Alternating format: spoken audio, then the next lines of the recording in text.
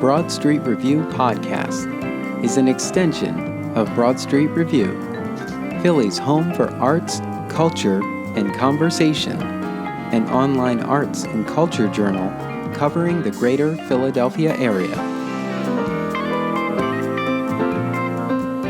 I'm your host, Darnell Radford.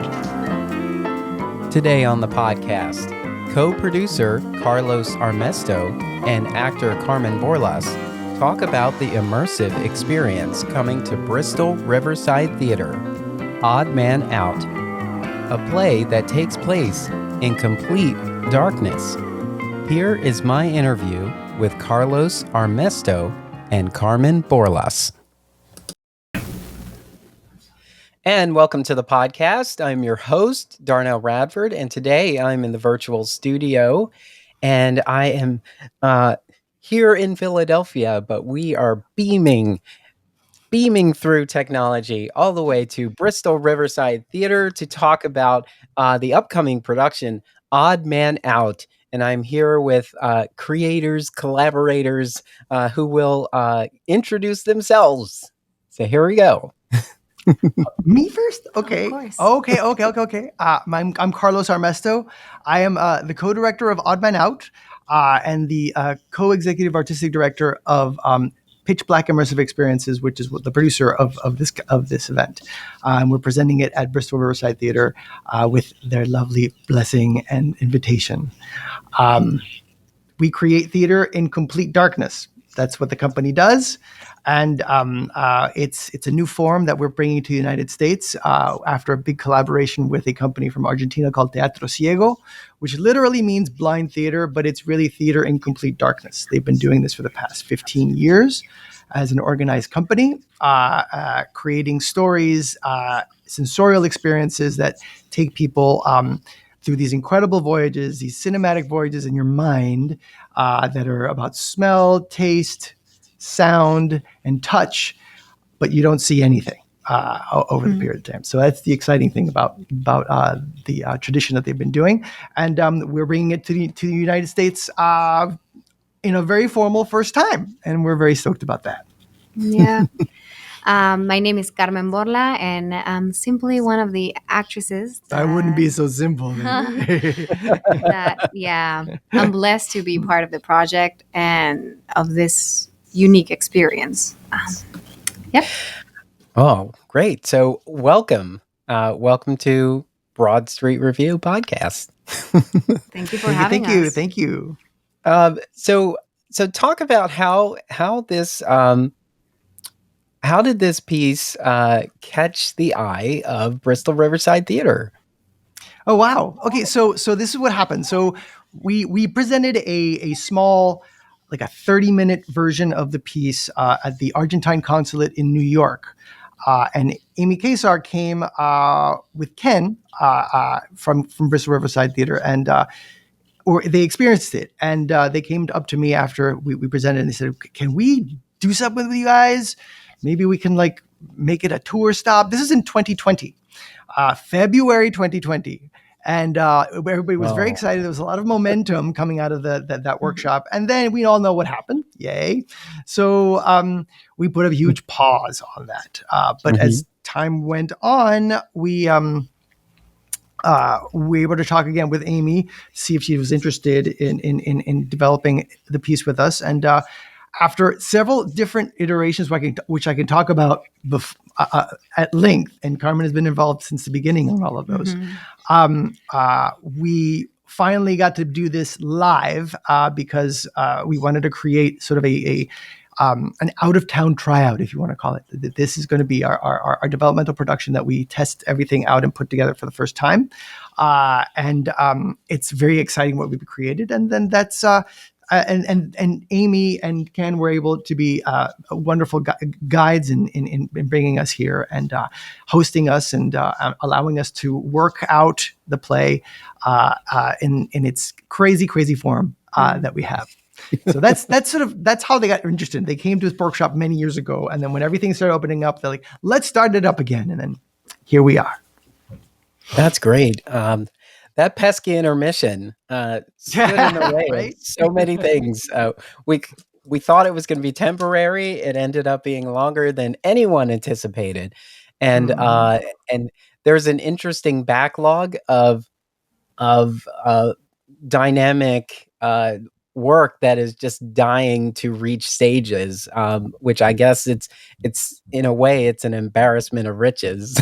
But But yeah, maybe all that it's amazing. time served a purpose. I think that maybe correct me if Yeah, I'm go wrong, but I ahead. feel like the play was developed and reviewed, and we kept reading new versions. And I think that right now it's at its best and Hmm. it's so ready to Mm. be shown, like very mature, like the fruit is ready to be, you know, Really present, picked yeah, and devoured, and devoured. yes, Yeah, yes, that's what I wanted to absolutely. say. Yeah.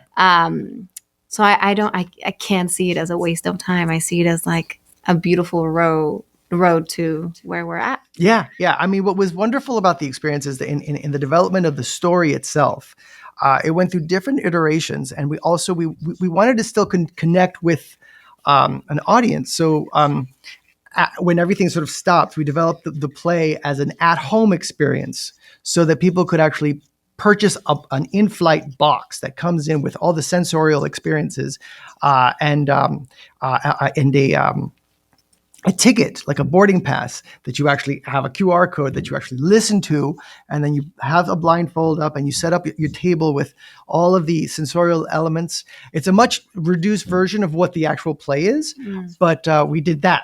And Carmen was in the audio and she played Clara in that one. And then from there, we wanted, now that things were opening up, we wanted to have also an in-person, semi-in-person experience. We called it the semi-live experience, which is we took over a space in New York, and we'd had the audio, but we created all the sensorial effects live with technicians spraying and doing whatever. It's got to be done, and it was really exciting to be able to present that. And that was the next iteration.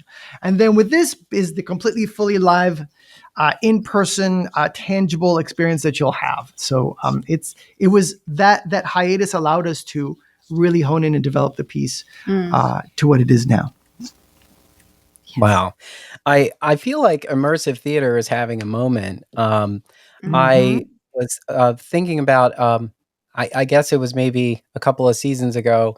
There was an artist by the name of Thaddeus Phillips who did a production that was set, um, in his studio in Colombia, and it was beamed into various, theater outlets. So Wow. we Okay. had a production like that that came from it was in Colombia time, but it was here in Philadelphia. We got to experience it, and Amazing. it was interesting. And I also was thinking about a production that was in our Fringe Festival that was called Hello Blackout, and Oh, there was like 7 minutes of blackness, of just blackout, no lights, complete. Mm. That's great. and and it was a conversation about like, can an audience sit still in complete darkness and just give themselves, like, allow all their other senses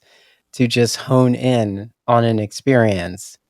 And it's it's interesting, if we're listening to a podcast, we can do Hmm. that, but we're usually trying to do other things like the Right. laundry or something. But Yeah. Yeah. Yeah. Yeah, Yeah. uh, Yeah. that's Yeah. it. Yeah. when you're Darkness in, is very powerful.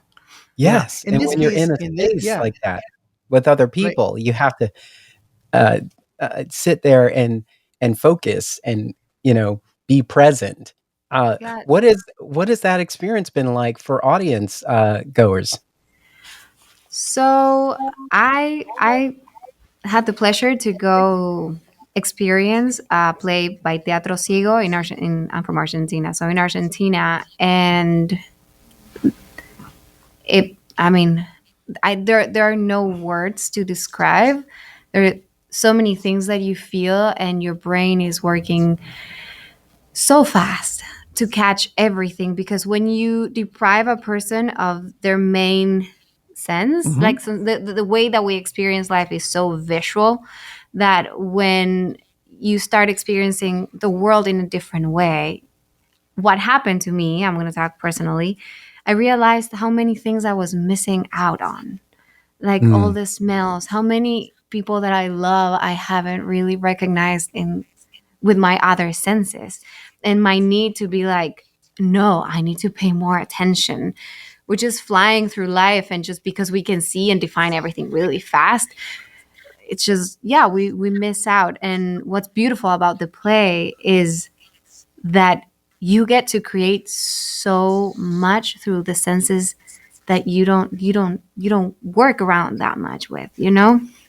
It's like we are doing the play and we are the voices, but there's so much more. There's a lot of emotion that comes from the audience. Mhm. I don't know if I make No, no, like yeah. I mean, for me, it's also been for me when I experienced it. It activates all these memories of your own exactly. life. Like when you smell something, and suddenly that's smell is one of the most primal senses we have, and it activates all these images, sensations, memories, moments in your life. That if you walk by and you smell a certain kind of a soup or a certain kind of a meal, you're like, oh, I remember when this is home when I was 6 years old and I was hanging out with my family. But that evokes it when So I that's added. So yeah that's added to what we're doing. It's just there's a lot of magic that comes from, yeah, just from having had a life and experiences yeah that we don't know how much they're impacted by smell, you know, hmm because you're not, Mm. you just like see the person, you're like, hi, yeah Carlos, how are yeah you? yeah yeah But then sometimes the smell of the person hits you and you're like, oh my God, I miss Carlos so much, you know? yeah yeah yeah. It's Mhm. a little So thing. yeah, it's very unique. Yeah. Yeah. And the experience of for an audience member who's never done this before. I remember when I first did this, I went into this pitch black space, and I was for a bit. It was very disconcerting, and Mm, a lot of people feel like it's almost like a drowning and then a release into it. Like you Mm. don't know how to deal, you don't know how to deal, and then a lot of people just go in and like, okay, I'm just going to be all meditative about it and just go in there. Um, but it can be disconcerting at first, but then it's sort of like when you watch a Shakespeare play, like they're speaking in these really weird ways, and then okay, you just Mhm. buy it. yeah. That's what happens with this. Like you are confronted with this new experience, but you're blocking out all of your visual sense. All of your other senses get more acute, Mm. and then that starts activating and letting you open yourself up to the Like experience. you have to ease into it, you Yeah, yeah, know? yeah. And a Mm. lot of people come out of it in a meditative state. They come like, oh, I have to take a little moment to feel what this new thing is, and because suddenly, like, light is coming back to you, and you have to let it in slowly. Uh, It also allows you to feel everything in a deeper way because no one's yeah, watching if you're bawling. So I yeah, remember I was in the yeah, play. I was sitting down. yeah. I sat down. And I started crying, and I was like, I'm usually crying. I'm very ridiculous about it, but this time I was like letting it all out. You Right, know, I was like, right. Mm. that scene hurt. And it really hurt, and I was letting it hurt, you know. And someone, when I was part of the audience, I just feel is darkness is liberating, and Mm-hmm. it's scary, and I think it's like a little, it's magical. Yeah, it's pretty magical. It's pretty magical. Yeah. That's the exciting part of it for me. That the fact that you can be so much more vulnerable. I feel in this kind of experience Oh than if yeah, you're seeing a play because you're still in presence of everyone the else, right? social, the Yeah, there's social. a social aspect that Yeah. yeah. And when you come in, it's like you have to commune with everyone else because suddenly can you see anything? No, nobody can see anything. No, it's complete darkness. It's complete darkness. Mm, So it's an equal playing field for everybody. definitely. That's a great point.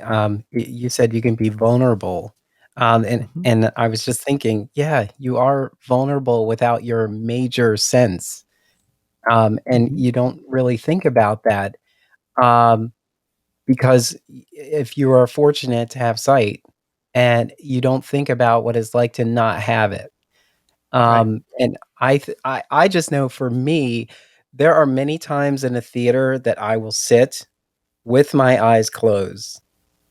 And because I process theater differently. You know, Mhm. I know that there's so many elements of theater that we might miss if you know, if someone's rattling candy, if there's a phone, you know, or something. If you see something in your peripheral that happens, now you're pulled away from the production, and Mm. now you're focused on that, and you're sort of taken out of the experience. Mhm. But your eyes, like, because they're always trying to do all of the work for us. It's like I don't think we ever really think about that. Right. Our ability to see, we're also trying to touch, taste, and smell, you know, through our eyes at the Mhm. same Mhm. time. And so without them, we're forced to, you know, really use the rest of our senses. Oh, that's such an And amazing also, experience. like, specifically the time right now with like social media, Mhm. everything's coming through the eyes, and everything is like they're selling us all of these stuff and trying to push all these things, and everything, yeah, everything comes through the eyes, and we're missing, I feel like, I'm getting very like social here, but we're missing out. I feel like we're missing out on like the small pleasures of life, you know, like really taste what you're eating, really breathe in and out and feel the air coming in and out, you Yeah, know. yeah, I yeah. just, I guess, as a having had the privilege to be part of the project, it and arriving to a process in which you are a beginner, like a total beginner. Um, Yeah. it really taught me a lot about life, not just the play, not just the experience, but yeah, just how much more is there to be discovered. Yeah, yeah. I Well, sound crazy, but I don't know if I make sense. But well, No, one makes thing. perfect sense. Yeah, yeah. One thing to add to it. It's like it becomes what's wonderful about the experience. In addition, it's sort of like a detoxification of it's visual silence. yeah, You know, so you go into the space and you aren't allowed to use your phone. I mean, actually, what we're going to be doing is giving you a little bag, and we ask you to turn the phone off, and we see you turn it off. We give you a little bag, we zip it, and we magnetically seal it so you can't access it at all for the 80 minutes that you're in the dark. And then you come out, and we'll open it for you, and then you can keep your phone. But in the space, it's about really it's cleanse. cleansing yourself and detoxifying yourself from that. And Wow, it'll be an experience for y'all. that's going to be hard for some people. Yeah. No, it's a pleasure. No matter It how many actually, times yeah. we tell them to silence devices, unwrap your Yeah, yeah, candy, yeah. everyone has to do it. But that's the whole point. The whole point is to let go of that and then just Mhm. really fall into a story and Yeah. let yourself go with it. It's a trip. Yeah, Yeah. it's definitely a trip. But isn't that what we're supposed to do with live theater anyway? Aren't we Hmm. supposed to shut out the world and just escape into this experience, this story for this moment, for whatever the time frame is. Forget about, you know, how hard it was to park. Maybe it was raining. Mm. You know, whatever you went through to get to that space. When you get to that space, you completely give yourself to the work.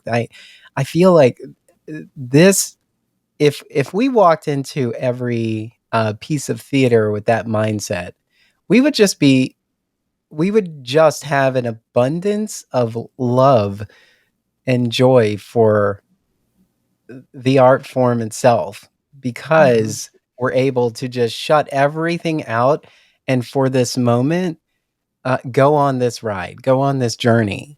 Yeah, to stay And present, right? Yeah, yeah, and it's all about I think it's always helpful to be reminded of that. Oh yes, yeah, yes. yeah. It's about being a Jedi, but you live in the now. Be one. Yes, absolutely. So talk about the rehearsal process. This whole production is in darkness. So is rehearsal Mhm. in darkness? Well, At the beginning, do you want to yeah, talk about yeah. it? I'll talk about it. I'll Yeah, talk about it okay. because some of it is like magic, and we really can't tell you everything. Yeah, no, no. You know. But Mhm. we had a lot of training in the darkness before we Mhm. started rehearsing. Mhm. Um, people from Argentina that had been doing this, like Facundo and Mhm. Martin, who are part of the company in Argentina. They came and they played with us Yes, and yes. introduced us, to this new form of theater. And from then on, we started building up and started rehearsing the scenes, and then having light in the room, and then going back to the Mhm. darkness. And it was a very slow. They held our hand the whole time. Mhm. Um, yeah. Yeah, it's very much it's for example, for the first day, it's an exhausting day when everyone has to spend Oh 4 hours God. in complete darkness. 4 hours. 4 hours in complete darkness. I dare you to try to do that, Darnell. And it's like, and by the end, we were exhausted. We had to go home and fall asleep Oh yeah. because it was just so intense. And we spent 1 week of just the training, and then after the training, we started working on the scenes themselves. And Mm. We went into run through situations later on, but it's not. I don't want. I'm not going to give too much about like how it happens. I will say that it's so unusual to watch, to be able to be in the room and see what really does happen, because it's amazing what really does happen. It's so, we're so used to getting quick cues from just watching someone turn and do a little gesture. You can't see any gestures, so you have to Mm. rely on the voice, on the presence, and the rhythm of how everything's moving. And it's, everything is done very unconventionally. A Yeah. lot of intimate moments that we realize realistically on stage are completely differently created. Yeah, and Yeah. it's so important to have a strong sense of community within the Yes. company, Yes. because you rely on each other. Like, yeah, that's the Mhm. main goal, to have a group of people that truly got each other, have each other's backs and Mhm. are there holding each other's hands. um When they need to, right? Because I you think guys, yeah. throughout the whole thing, Mhm. we truly depend on each other. And at least I feel like we're all trying to make sure the other person knows, I'm here. I'm here. Mhm. I got your Mm. back. Yeah. Yeah, definitely. This is a team effort, Yeah. and And I think we've constructed a very exciting, talented team who understands how to create like this. So now we could, when we do this, we can, we want to take this to New York, and then after we take this to New York, we want to do another play. And now we have a team that actually understands how to do it, and it's its own separate creation process. It's a completely different process than a conventional play that we're all used to, just rehearsing in with a stage manager and like in a rehearsal room where we see everything and there's a director in the back. It is, because it's enveloping and it's immersive. You have to think of it in different ways. yeah. Yeah. I always love to hear about the process. There are so many layers to what we ultimately get to experience, and we're doing all this work in advance to Mm-hmm. present what we present, but the audience isn't always aware of the foundations Hmm. that are established in order Yeah. to bring a piece of theater uh, to an audience live in the moment.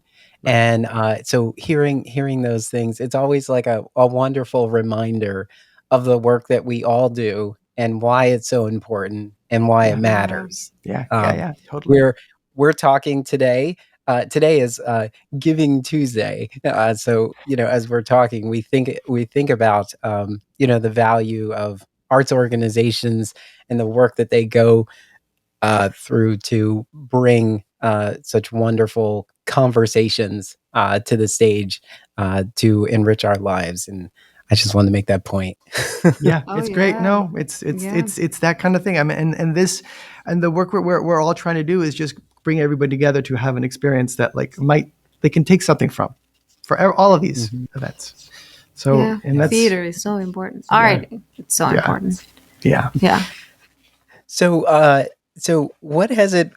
How has it been for you to be in Bristol at this time? Bristol is sort of this picturesque kind of It's escape. so It's cute. beautiful. It's so It's It's very cute. cute. beautiful. It's beautiful. I It's mean, beautiful. You've it, been here more. it makes the whole experience even cooler. Yeah, right? Totally. Totally. It's also Totally. all of the actors were living very close by, so Mhm. it's like we created a family, and Bristol is our new home. No, and everybody here has been super generous, Yeah, and wonderful. they've received us with like open arms, and yeah, we And the food, oh my God, there's this great Mexican place here that's just so good. the whole Limon, come to Limon. It's the most amazing place to eat. Oh my God, it's like authentic Mexican yumminess. Oh my God, yeah thank God. Yes, It's yeah. it so is. We've good. been It eating a is lot, always great to come to walking Bristol alongside the early. river. It's so pretty. It's beautiful. It's beautiful. And the people, the staff at the theater have been very generous and very supportive in the kind of work we're doing, because it's something completely outside the realm of what they're used to even, and they were really wanted to challenge it themselves in creating another piece. So like, So I was just thinking about the the stillness of this piece, and then thinking about like um if you're doing something like this in a busy city like New York City, and like how do you adjust from this experience? Like what is your self-care look like in and around preparing for immersive art like this? As an actor, Yeah. um, well, it's definitely a challenge for my nervous system. It really took an adaptation to be able to go into the darkness and be focused and not alarmed, which is very different. To be focused is to know what you have to do, and how you have to do it, and breathe in and breathe out and do what you have to do, and stay, and also be an actor and stay in character. um and alarmed is just like, oh my god, what's happening? I can't, like, no, I can't do this, I can't do, and which happened to me at the beginning of the whole experience. And what helps is spending time in the darkness, really taking it home a little bit, you know. I started doing some things like taking showers in complete darkness, and yeah, and yeah, recognizing, like, your face in the darkness, or like brushing your teeth and stuff like that. I feel like, yeah, I took darkness home a little bit, which sounds Mm. funny. that's amazing. And then when I come into the theater, we usually take time. We do some exercises to feel comfortable with each other, to let each other know that we're there for each other. um, yeah, I think it's breathing helps a lot, and just, you know doing, yeah, meditating and staying in the darkness a little bit. Yeah. It's just, yeah, getting into that center. That's what's working for me, but there's a lot of other actors And I think in the the idea, cast. I think the idea of breath is very important, and be able to just to really connect with your breath. If you're in this dark room and you're feeling, maybe if you're panicking about something, like, it just take a moment to breathe. Just breathe. You're there and you're with everyone else and you're okay. Yeah, Just take the breath. Take the breath.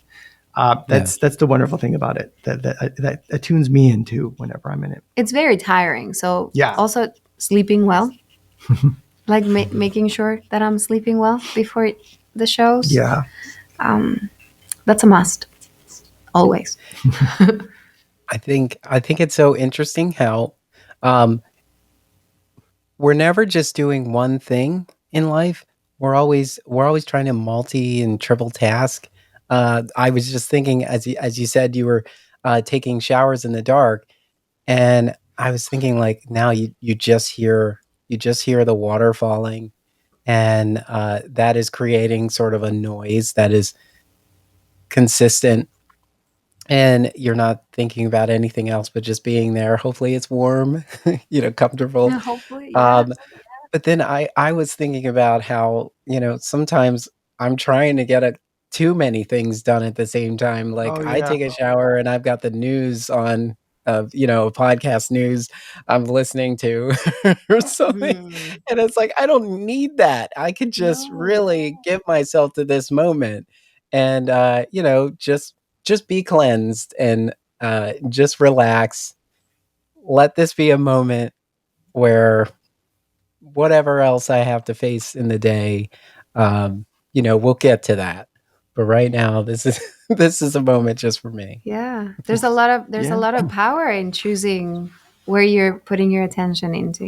That's your energy, and Mhm. when you do that, when you're like, okay, I'm gonna focus on this thing, just this one thing, it, yeah, and you give it your all.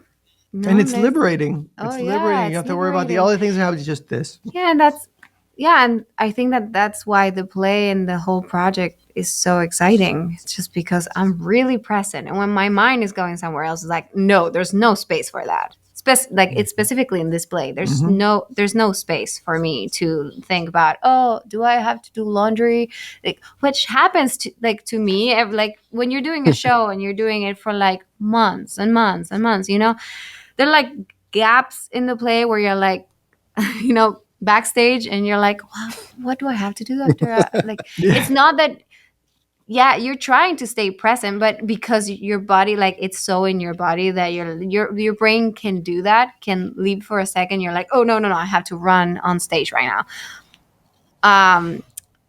This play is very different. I can't do that.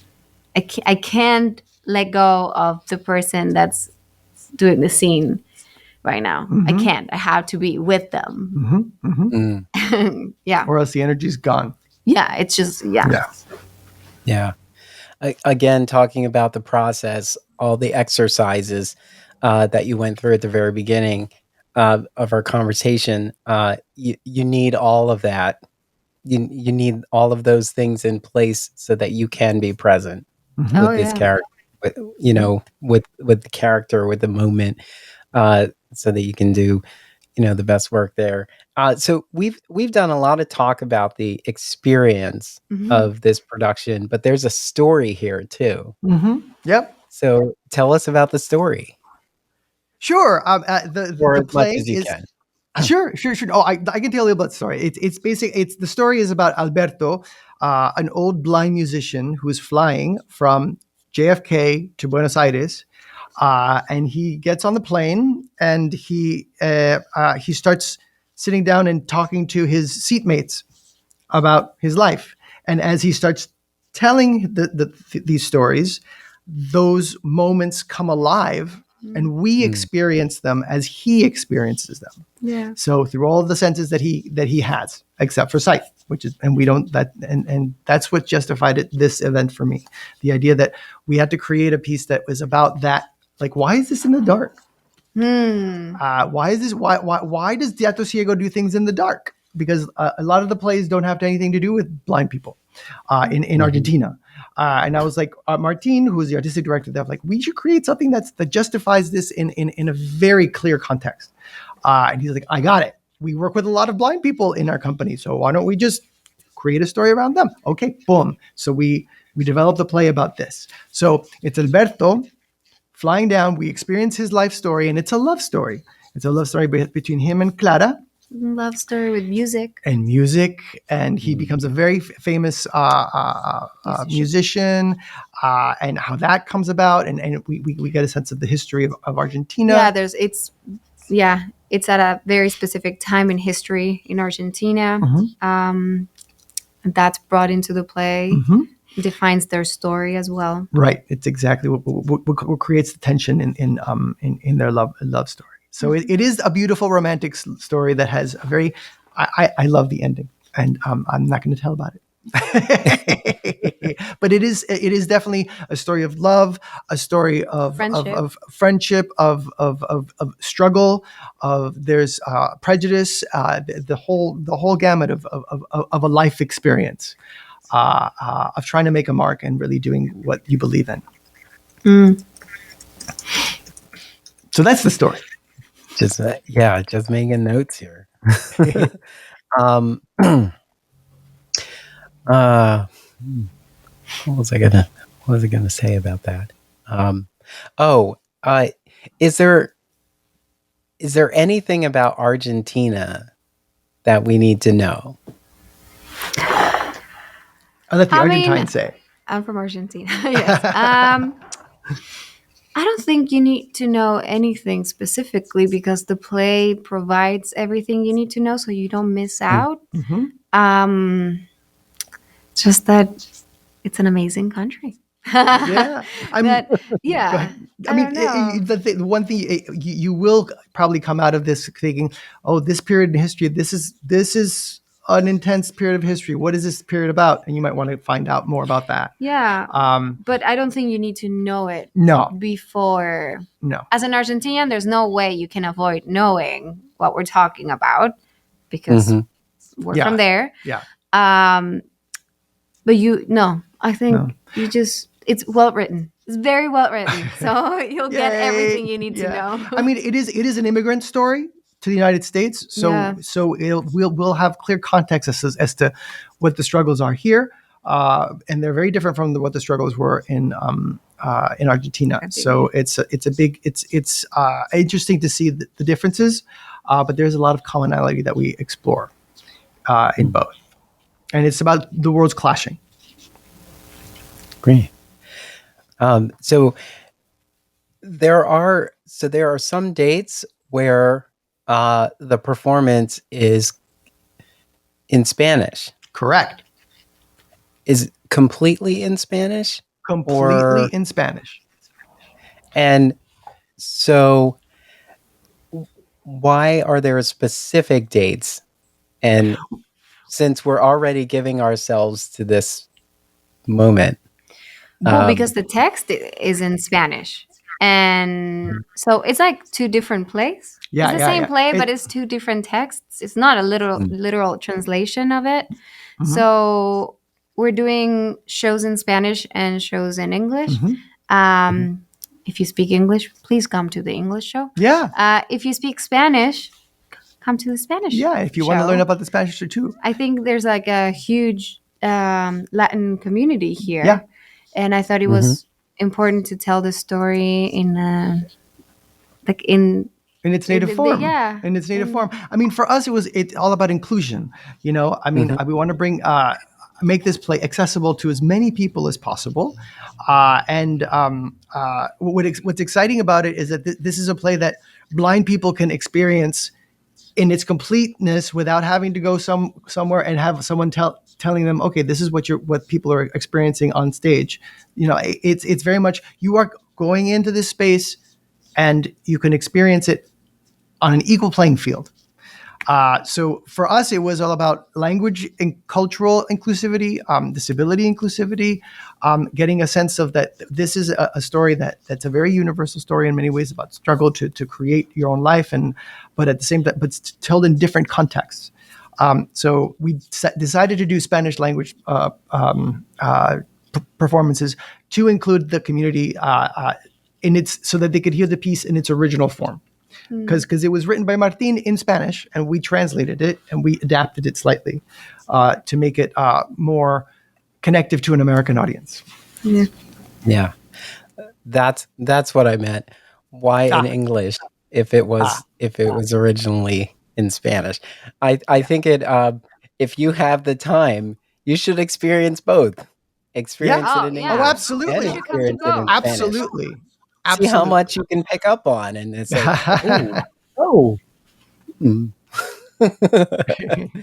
I have noticed I've noticed more in media, they are kind of merging those worlds, and sometimes I'll see a film or a a TV series that has a moment that is two characters who are speaking in Spanish and there are no subtitles. Yeah.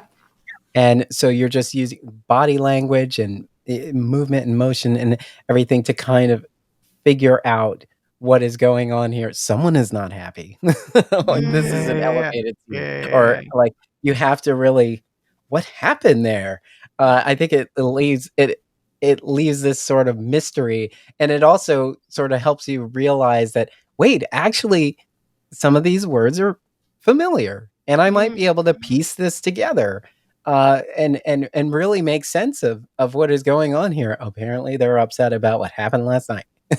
Yeah. It's Yeah, well, something that's going communication on is in not there. just language, so it's about that too, right? It's Mhm. like the many ways that humans communicate with each other that do not include language, like Yes. you know, Yeah, because words absolutely.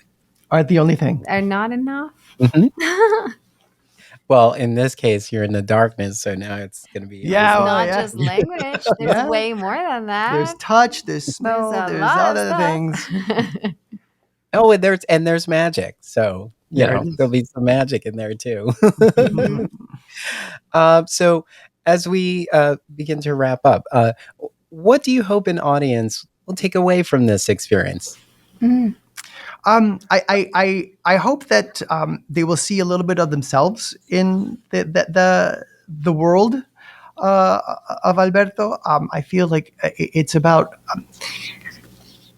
one thing that the play really talks about is that we only fear the unknown, and this play really brings you to that forefront utterly because of just the format in which we're presenting it and the story that is being created. I hope people can see aspects of themselves that illuminate them and see more into who they are. It's a very moving story. That's one of the big reasons why I wanted to create it with Martin. Yeah, it's you will see a lot of yourself in it. People who've come to see it, who are like, oh my gosh, that's what I was like when I was a kid, or that's that. Remember that fight that I had? Oh my god, all these moments in my life are coming back to me because of this moment, because of what I'm hearing and experiencing. There's a lot of community that's created in the piece, and I hope that people feel that. One thing, the interesting thing I want to say, do say this though. This is an immersive experience from the moment you get into the door of the space of the theater, of the Mm. theater building. So you walk in and you're walking into a check-in counter, and then we're in the pitch black lounge, the airline lounge, before you get into your gate. And you'll get on the airplane in the pitch black, and that's the world. So you will have an airline experience before you even get in to the theater space itself. And then Wow. there'll be a nice little treat when you come out. Mm-hmm. It'll be those little cookies they give you on the plane. Who knows? Who knows? Who knows? We want to see you here. Yeah. Yes. I was just there was something you said. Oh, find yourself in Odd Man Out. Mhm. Mm. Yeah. Yeah. What a I great. think that we'll find Well, that a lot. yes. Well, I mean, I was excited, when I received the information about the piece. I'm even more excited now that I've had this conversation. Wonderful, Darnell. We hope to see you Yeah. here. Yes. I'm looking forward to getting there. Yay. And our listeners here too, I hope you're as excited as I am. Bristol Riverside Theater presents Odd Man Out. It's part of the American Rising series, and it's a live immersive experience in complete darkness. Mm-hmm. Complete darkness. So just let that sink in for a minute. And right now we're talking. It actually was it going to previews tomorrow, November Yep. 30th? We have previews, and then our opening night is the 8:30 performance on Saturday. Mm-hmm. Yeah, And it and runs then until it the runs 18th through of December. December 18th. Yes. So there are options in English and Spanish. If you can swing it, you should see both. Mm-hmm. And just get that experience, that full immersive experience. Carlos Armesto, Carmen Orla, thank you Thank for you so taking the much. Thank you, time Darnell. to talk about this. And I'm excited. I'm going to as soon as I uh, end this recording, I'm going to reach out to PR and say, "Hey, let's Let's do it. set this up. Let's do it." Bring Yes. people. Come, people, Yes. everyone. It's gonna be it'll be a ride you've never taken before, for sure. Yes, you know what I always say, theater is more fun with a plus one. So definitely bring your friends Yeah. and come. give yourself to this complete experience. Remember, you're going to be turning off your phone. So text your friends and family who wants to call you last minute at the most inopportune times. Tell them for 80 minutes you will not be available. You will not even have your phone on. Shut out the world and come to Bristol, which is already an escape. But get into that space and give yourself to this experience. Odd Man Out. Carlos and Carmen, thank you so much Thank you, for thank you, taking the thank time. I you. really appreciate it. Thank you. Want to get involved with Broad Street Review? Head on over to our website at www.broadstreetreview.com and click Get Involved at the top. While you're there, help keep us running and click Donate to find out how. Connect with us on social media, on Facebook and Twitter at BroadST Review. Thank you for helping to keep the conversation going.